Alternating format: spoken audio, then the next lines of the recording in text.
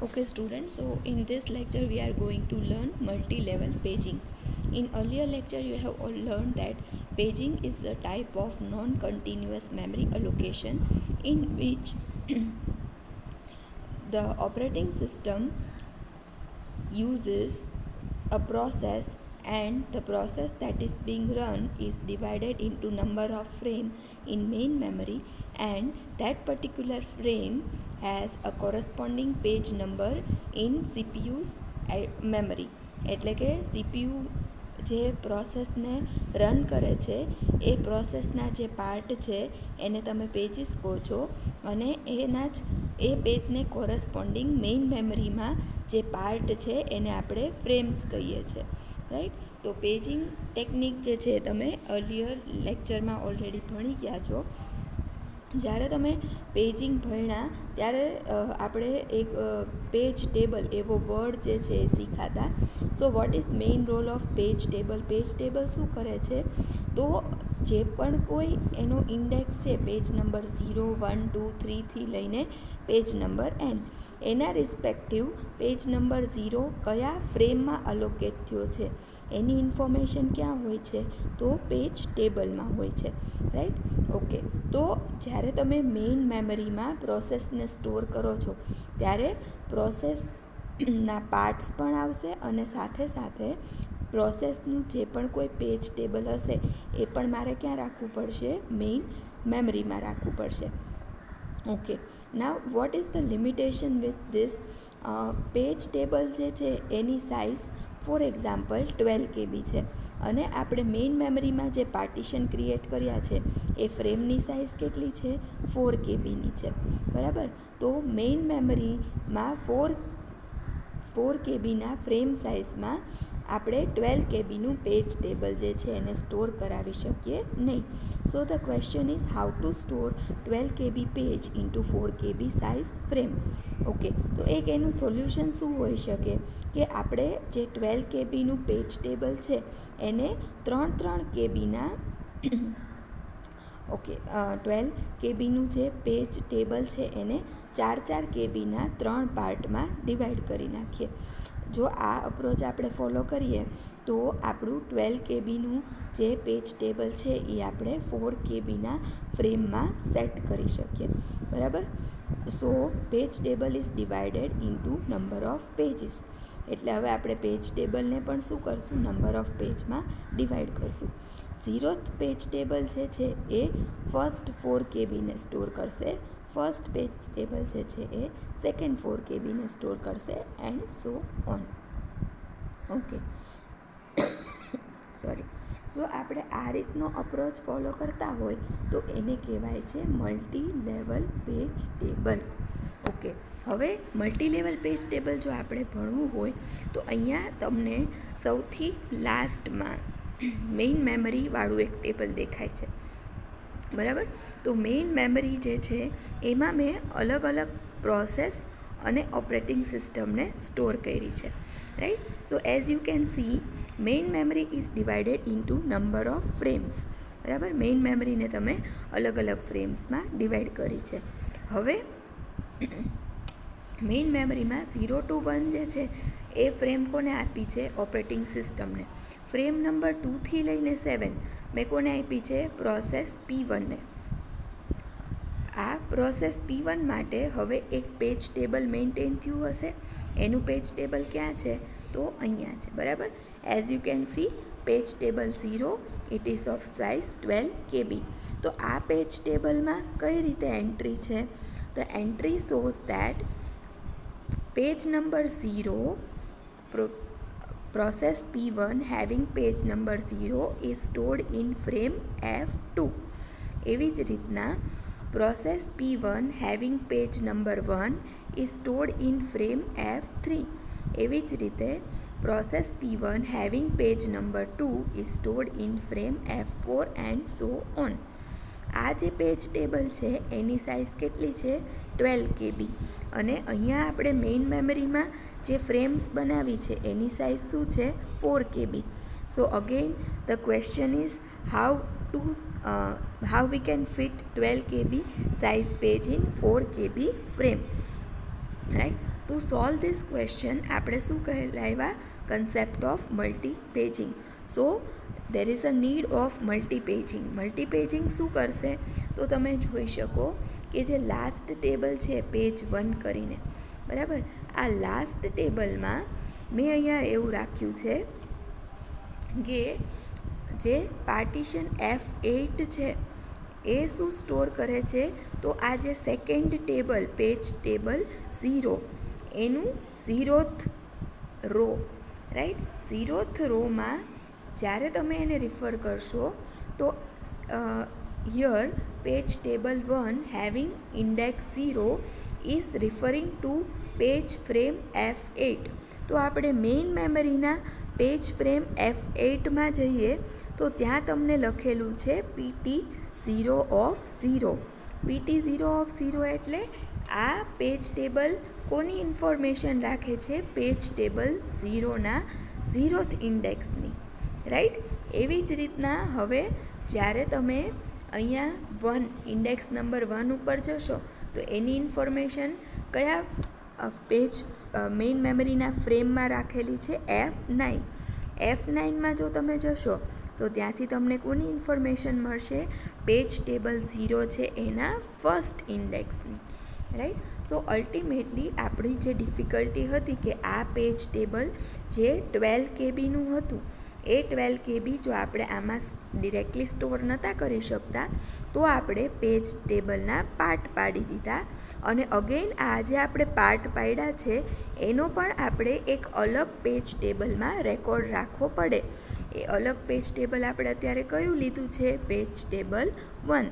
તો આ page table 1 શું ઇન્ડિકેટ કરે છે કે 0th રેકોર્ડ કયા ફ્રેમમાં છે, ફર્સ્ટ રેકોર્ડ કયા ફ્રેમમાં છે અને સેકન્ડ રેકોર્ડ જે છે એ કયા ફ્રેમમાં છે.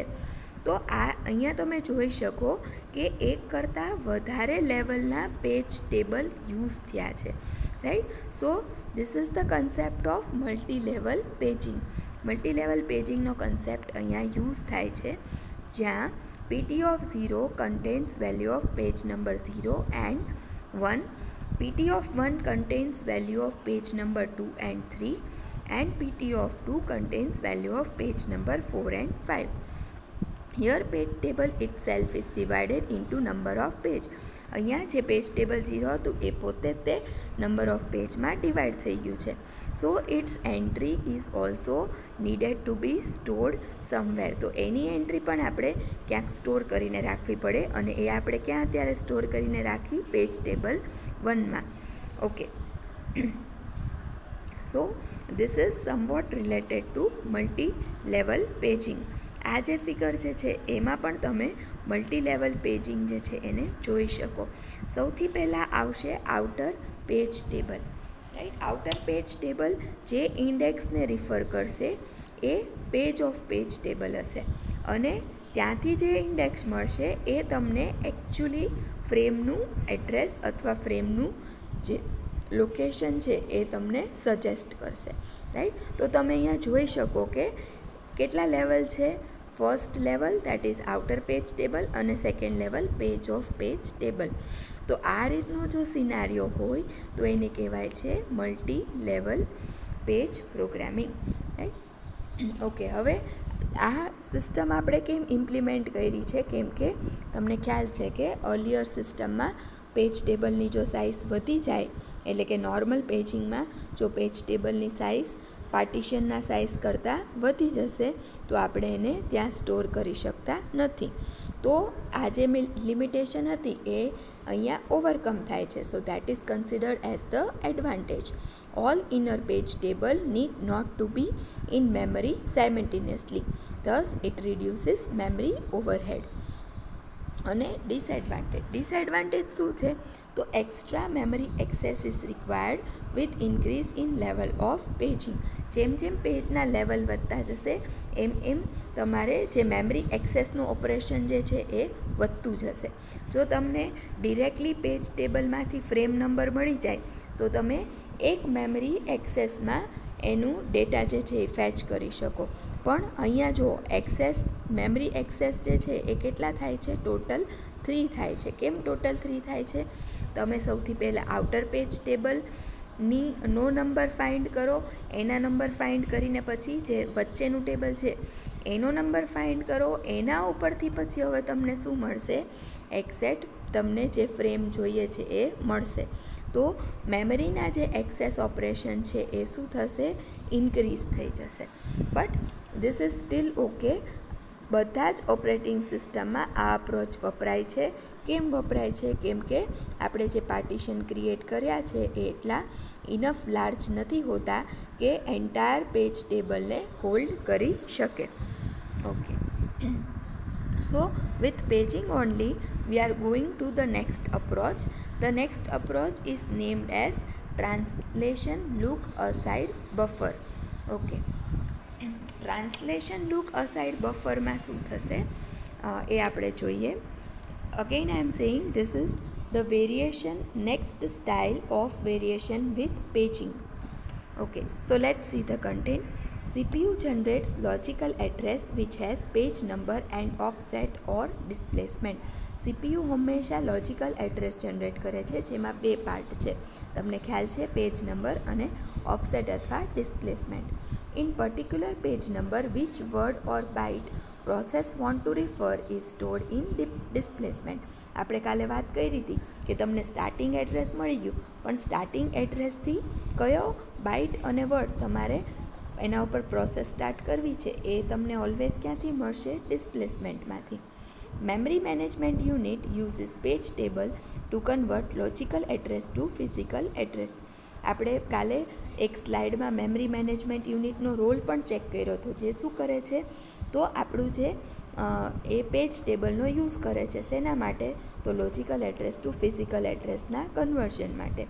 હવે જે પેજ ટેબલ છે એ પણ ક્યાં સ્ટોર થાય છે, મેઇન મેમરીના ફ્રેમમાં. Okay, so first V have two discover page table from memory.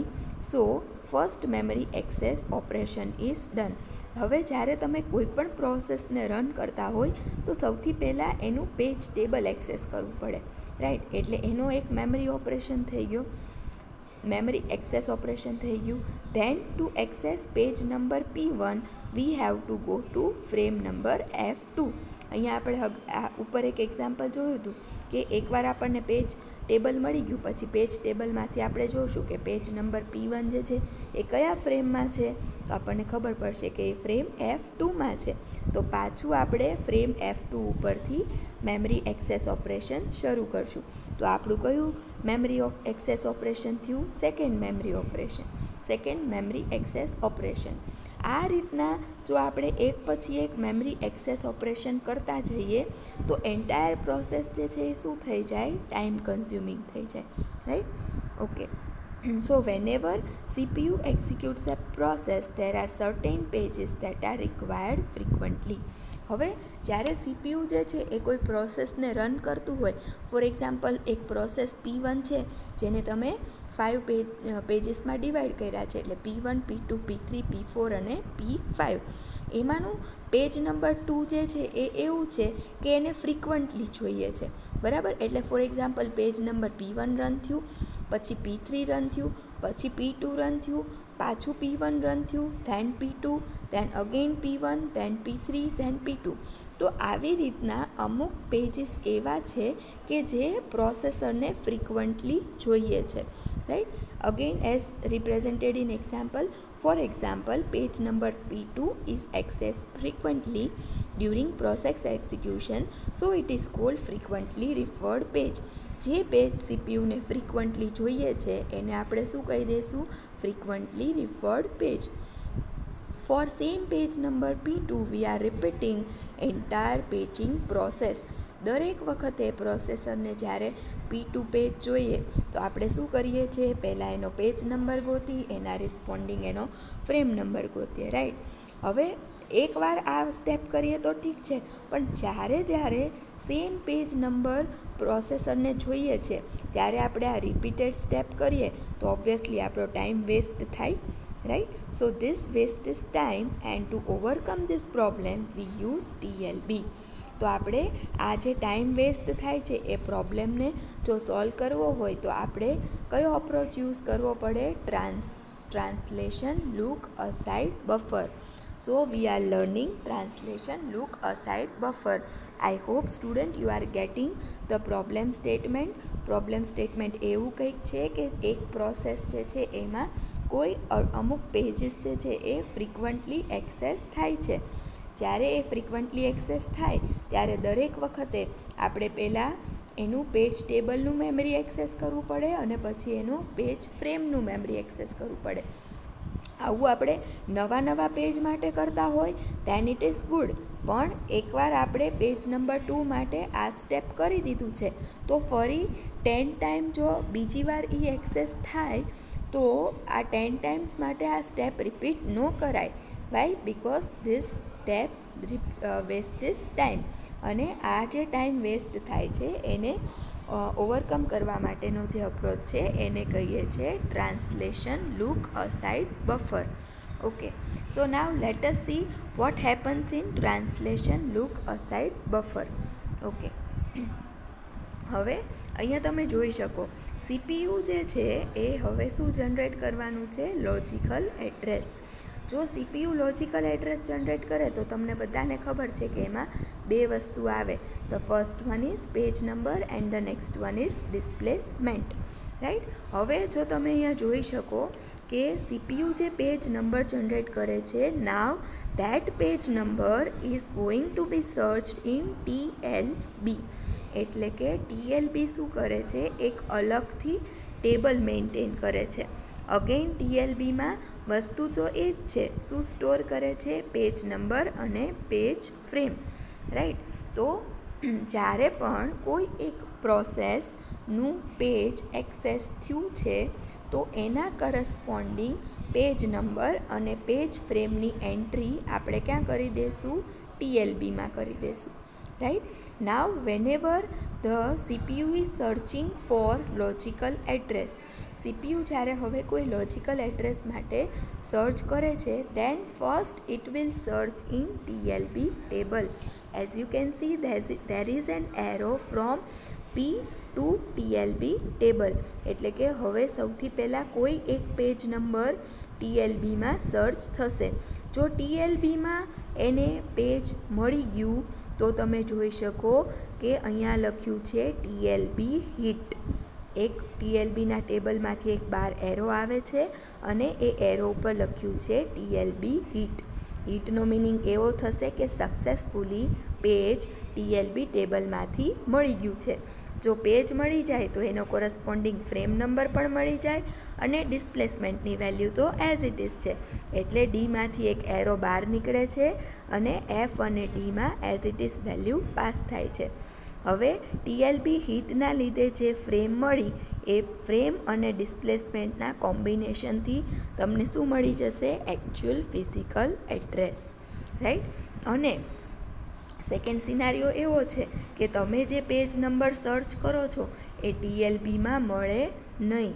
જો TLBમાં ન મળે તો અહીંયા તમે જોઈ શકો કે Pમાંથી નીચે એક એરો જાય છે જેને કહેવાય છે TLB મિસ.